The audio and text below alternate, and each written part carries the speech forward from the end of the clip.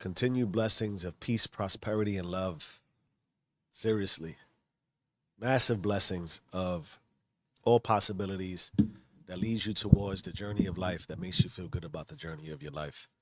Because why not?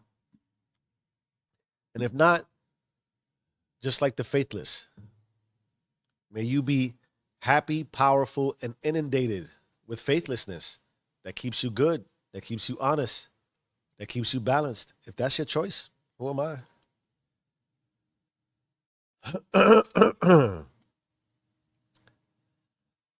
How do we make sure the voice in our head is our voice? Let's talk about the power of the voice in our head and the reality that we all have a voice in our head, and that voice was given a level of knowledge, intelligence, wisdom, fortitude, discipline, power, autonomy, and authority to influence us. To influence us.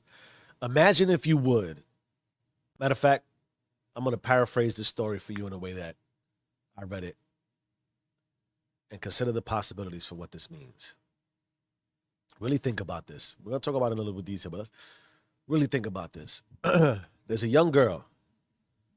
Maybe she's a teenager, 13, 14, 15. She's in a terrible, terrible accident, an unthinkable, unfathomable, and unspeakable accident. And in this accident, it requires her, it's a physical accident. Let's call it a car accident. All the authorities and all the emergency response folks rush to save this young teenage girl who has so much life ahead of her, so many possibilities still left to explore. They rush to go save her. They pull her from a car. They pull her from a wreck. They pull her from this place. They rush her into surgery. They check all her vitals. They do the assessment.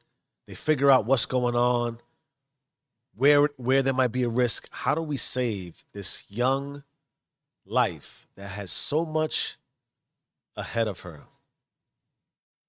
Come to find out that in order to ensure that there is life, they have to amputate the entire left arm of this young teenage girl. And so, of course, at this juncture, the young lady, outside of her will, there's no free will at this point. There's no choice. There's no conversing. Hey, young teenage girl, do you mind if we chop your arm off? No. She's knocked out at this point. So the doctors have to make a decision. A decision in order to save life is to take off the arm. So they perform the surgery. They amputate the arm, and appreciating that there was no conversation, that there was no acceptance, and that the likelihood of this young teenage girl with so much life having any consciousness of what just happened is pretty much zero. They consider, what if this girl wakes up and sees she doesn't have a left arm? Let us take this arm, after we cut it, we're going to wrap it and almost cast it to give the appearance that the arm is still there. And quite a noble thought, and understandably so. Imagine just being in the worst accident possible and waking up, sure, you have life. The voice in your head probably says, thank God. And then you look to the side and you have no arm. That's tough. That's tough. So they wrap the arm. They make it look just like a cast. It makes it seem as if the arm is fully attached and functioning. And would you know that this young teenage girl with so much life ahead of her wakes up, is overjoyed, thrilled, and ecstatic that she has arisen. She has life. Oh my God, thank God. What do you remember? All I remember was seconds before, and all of a sudden, boom, and I woke up here. And they tell her, well, it's a miracle. Thank God you're alive. Most people don't make it out the way you just did. And she looks around, and everything appears so normal. They ask her, can you just do me a favor and move your body around? Move your extremities. Make sure that, Everything works. She's able to get up. She's able to walk. They ask her, can you move your arms around? And in her mind, she sees herself moving her arms around. Both arms. Both arms. They ask her, can you move all of your body parts? Yes. Your legs feel fine? Yes. Your arms feel fine? Yes, I can move both my arms. Would you know that the voice in our head that is connected to how we feel, that has all the pain, all the suffering, all the joy, all the wonderfulness, all the experiences of life, left unbeknownst to what has occurred, the mind still believes the arm is there. So much so that the mind will lead you to believe that you can move the arm that is not even there. So much so that your mind at this point still feels the arm connected, the arm that is gone. In fact, there are numerous studies that would suggest people who have had amputations, they still, knowing they've been amputated, still feel the pain in the place where they've been amputated. They can still feel the sensation of an itch on my left arm itches. There's no arm there. There's no arm to feel. There's no arm to experience with anymore. And yet, in the same way, the voice in the head, the emotions, and everything attached to the mind tells you it's still there, to the point where you can still feel it. Why is that poignant to our conversation? Consider that. Let that story sit and marinate. As someone who has been amputated, that doesn't have an extremity, can still feel that it is there. Well, you can ask an immediate question of, where is the pain really when we feel pain? Where's the sensation? How do you feel an itch? How do you feel pain in something that is no longer there? Clearly, it's in our minds. Clearly, it's in our minds. So what does that mean? Is it real or not? If I feel pain in my mind for something that's not there, is it real? Is it?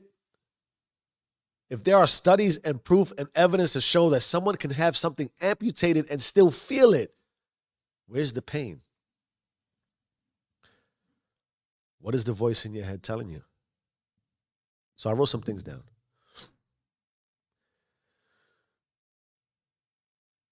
Part of the voice in my head this morning that said, don't do it.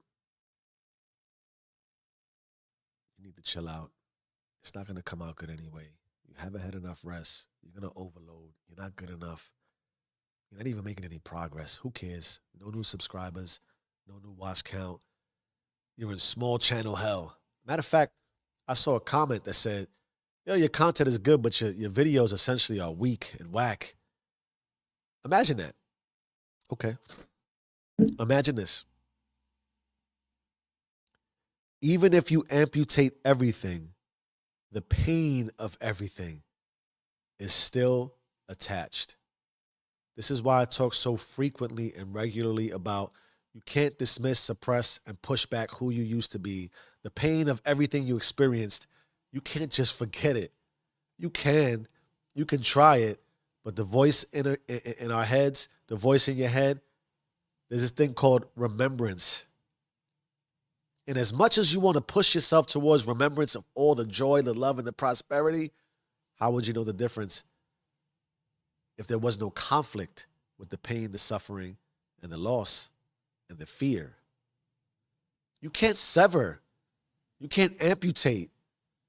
You can't cut out the pain unless you want to go through amnesia. And at that point, I would argue, if you woke up and didn't remember, you do your best to go figure out and remember, even if it was painful. Remembrance of pain is painful. Removing any part of ourselves, physical,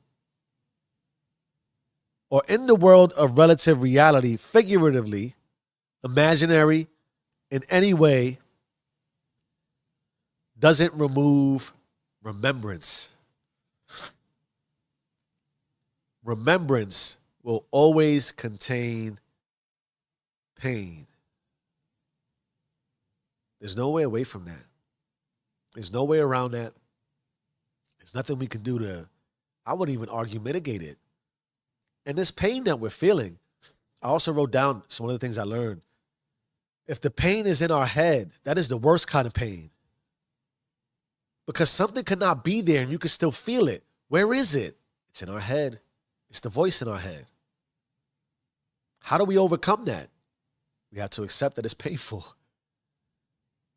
We have to accept that there's sufferance. We have to accept that the derivatives of fear, we can't amputate that. And if for nothing else, how do you balance it and make it make sense? Without it, you wouldn't be able to experience the opposite. You wouldn't be able to relieve the pain. You wouldn't be able to release the stress. You wouldn't be able to love if you couldn't hate. I could say this. Hate is the protector of love. Remembrance of pain is powerful. The voice in our head that tells us no is equally and vitally important to the voice in our head that tells us yes. We can't dismiss one for the other or have a favorite. Yes, I prefer days when the voice in my head is more powerful towards ambition, determination, discipline, focus, and all the prosperous synonyms I can throw at you, right? All the superlatives in life that could be applied to me and my being, the essence of all that I am. Of course I prefer all the higher ones. Of course I want to vibrate at the highest frequency. In the same way, how would you know the difference? And when you do experience the lesser, we think, we demean lack. Lack still has a super high vibration. You ever see somebody walking around with that? Talk about the faithless. Not the ones that don't have faith to not have faith. The ones who are lost. You ever see somebody walking around with their head down, looking a little sneaky, looking a little curious, looking a little lost? You ever see how high the vibration of that frequency of that person is? Because you perk up. When you see somebody that doesn't look right, they vibrate as strongly as somebody who looks, I talked about this the other day, and you might perceive as narcissistic. That's a lot of the times, maybe it is. Who am I? But I see it as confident. When you see somebody walk in, head high, chest out, they got a bop in their step, you're like, ooh, ooh, ooh. Life is good. Life is good. Life is good, right? You see that person, and you're not feeling that way. You kind of, you look like, what's that dude doing? It's like when I told you when I go to the counter, how you feeling, Jeff? Blessed. People are like, what? High vibrations. Same way with somebody that's kind of stalking. They look a little bit covert. They're doing things a little, on the low. You watch them. They vibrate just as highly. They catch your attention just as greatly. And the voice in the head is just as powerful. It's just a question of remembrance and what you're going to give the energy to. If you have autonomy, authority, and the control over your life that you seek, because we're talking about improving every day. I improve every day. I improve every day. I improve every day. I get better. I get better. I get better. Part of it is going through those obstacles. And we surmise quite frequently that the pain that's gonna be evident to us and the pain that's gonna stop us is physical. But I just told you, I could chop your arm off, the pain's still gonna be there. I could chop your legs off, the pain's still gonna be there. The pain doesn't go anywhere. It's here. It's here. You feel the pain in here. It's there. It's not going anywhere.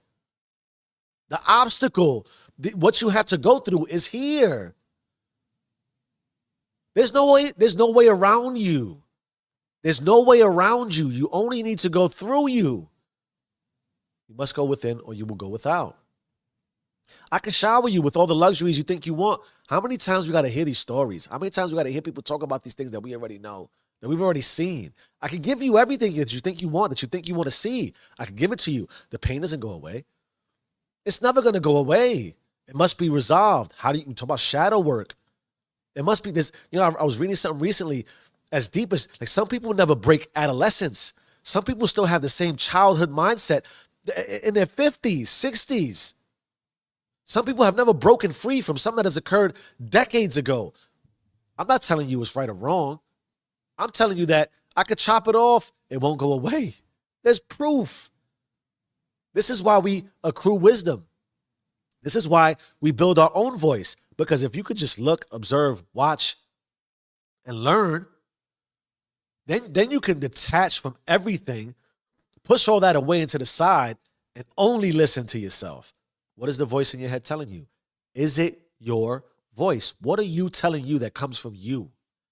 Don't tell me what you know that someone else has taught you, exposed you to, or learned. At what point do you learn about yourself, through yourself, for yourself? At what point do you learn and determine what it is you really are saying to yourself and what it is you could be saying to yourself if you only but so choose? Is that not logical and reasonable? Is that not worth stretching and attaining and reaching for? Is that not prosperous enough for us? Do most of us even realize who that voice is? And even what they're saying and why they're saying it blows my mind. So, okay. I also wrote this down. This is something I learned about the physical pain. Let's just say that poor girl. I hate to say poor girl, right? I hate to have. I was just reading. I get an email from CNN. CNN's top 5 things. There's a guy who lost his legs, who's like completing marathons, skiing, not just like he's going through a skiing marathon of I don't know, thousands of miles and days. The dude has no legs. There's no excuse. The dude has no legs, and he's competing in events that you wouldn't compete in with your legs. You're fully functioning. You have all your faculties. You have almost no excuses except for the voice in your head. At some point, we believe the pain is physical. I will argue with this based on what I learned, based on the research I've done, and the understanding and the logic of how the body it will respond.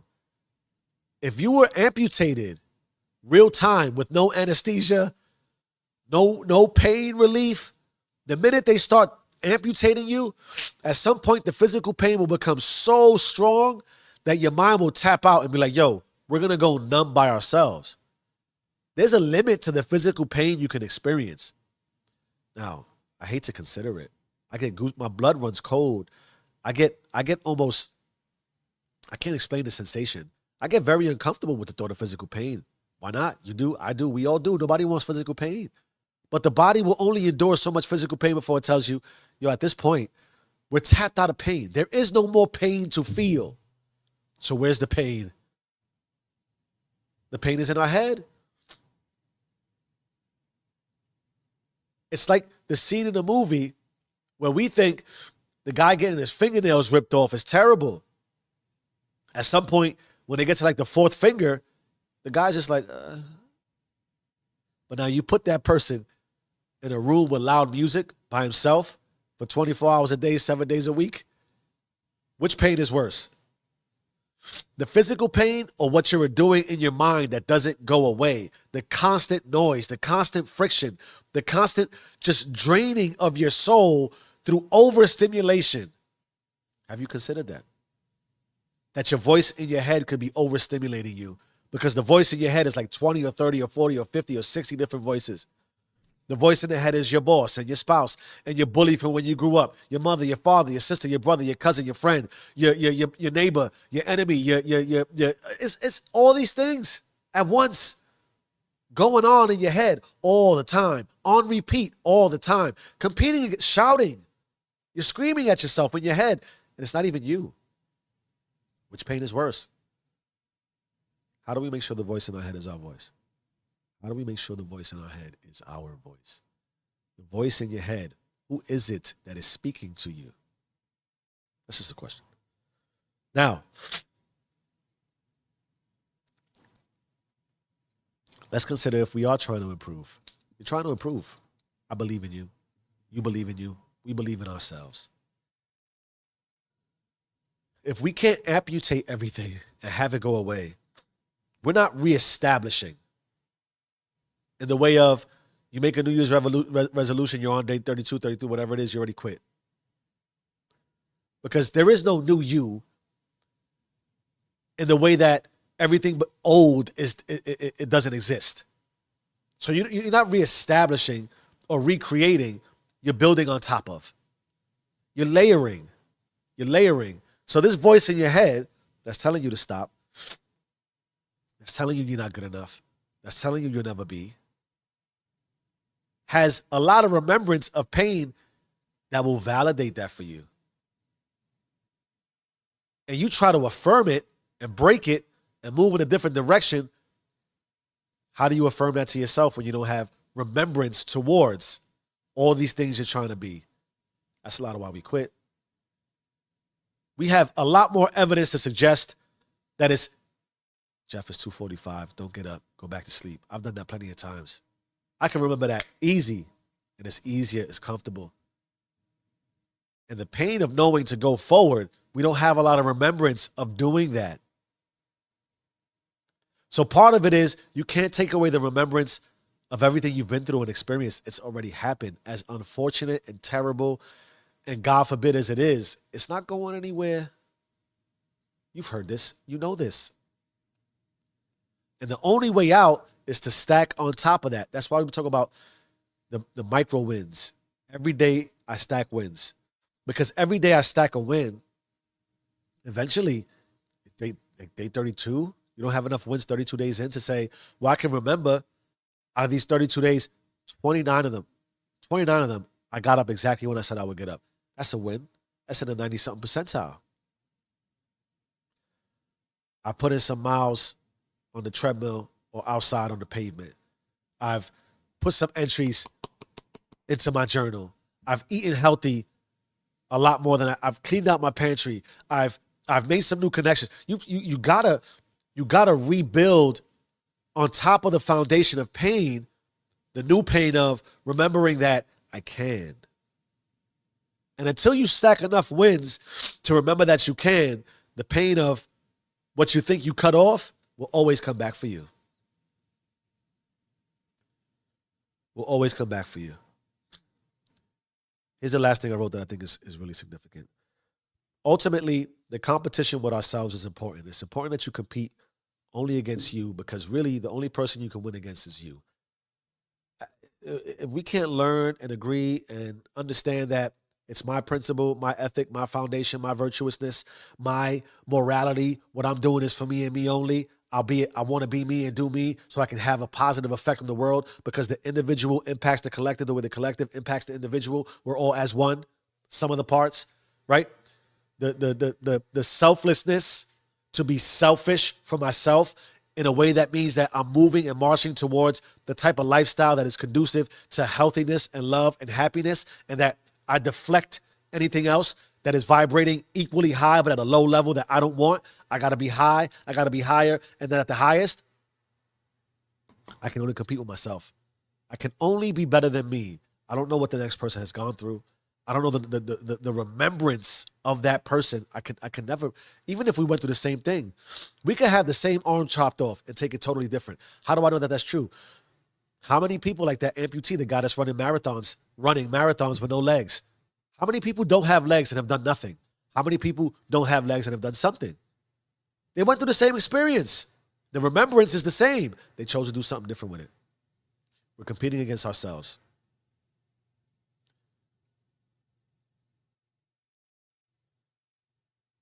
It comes down to, work with me here, right? Stay with me. Stay with me. It's going to be about brain for a little bit. That's the voice. What we knew versus what we now know.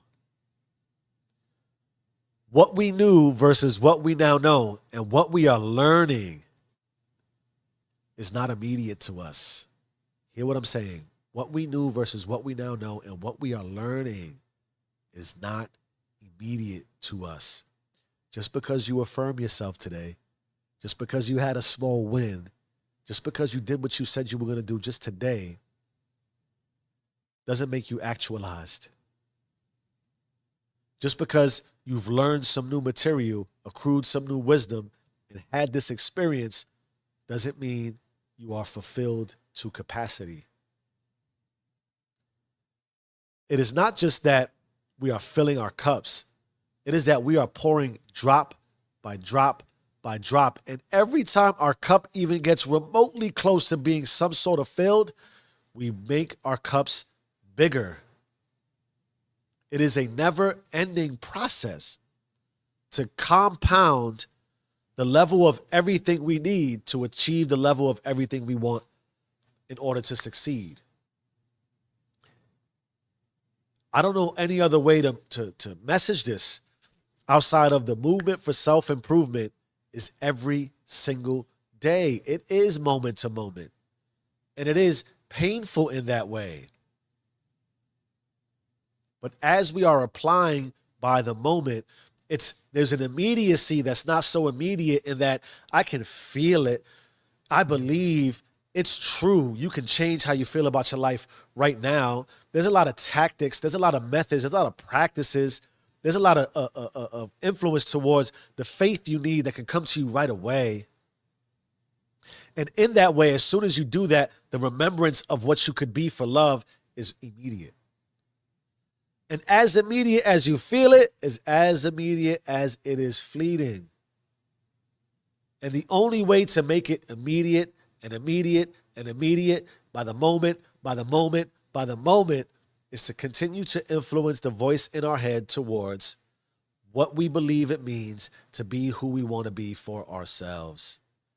Inclusive of all the polarities that exist to reinforce and redefine what it really means.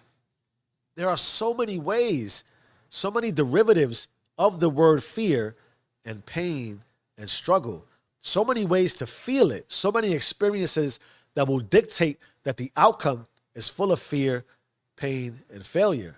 And in that same way, there are derivatives of love and success and happiness, and so many ways to experience said love, success, and happiness.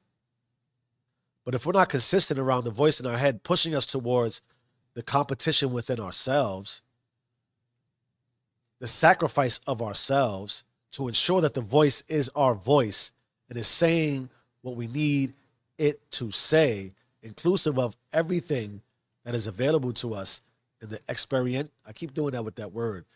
In the experience of life, the emotional experience of life, everything will always be as is. The opportunity is yours and mine and ours to influence the voice in our head however we want to influence the voice in our head. And the more that we influence it towards what we want to see, the more remembrance we can have for what we really want to believe. Change your mind, change your life. I am who I say I am. Do you and stay rich.